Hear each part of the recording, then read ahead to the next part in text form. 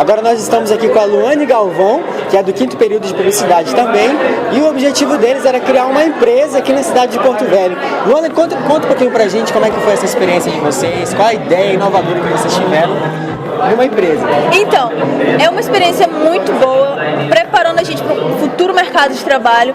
A nossa empresa é uma empresa de consultoria que trabalha com promoção. A gente não vende a promoção, a gente vai te oferecer ideias de como trabalhar com a sua promoção.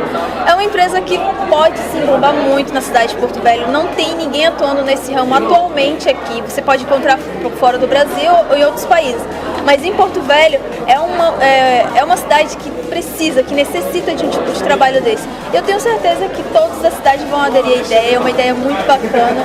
Tem futuro, sim. Como a gente sabe, todo semestre o trabalho integrado ele demanda muitos desafios. Quais foram os maiores desafios que vocês encontraram na construção desse trabalho?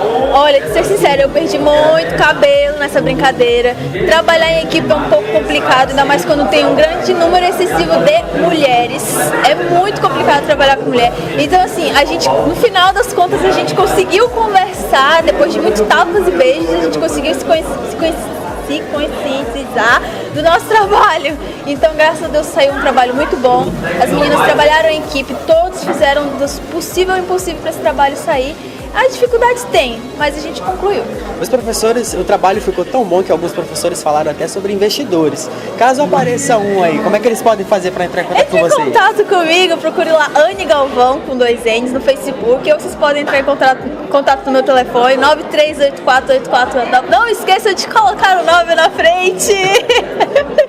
A gente tá aí à disposição, vamos oferecer ideia sim, não tem problema. É uma empresa que saiu de um papel para uma apresentação de trabalho. Se caso aparecer um investidor anjo, estamos de portas abertas e a gente está oferecendo a ideia. Uau, se orgulha muito desses alunos aí que têm trazido ideias inovadoras para nossa cidade. Parabéns para vocês. Obrigada. Do 5º período. Até a próxima entrevista.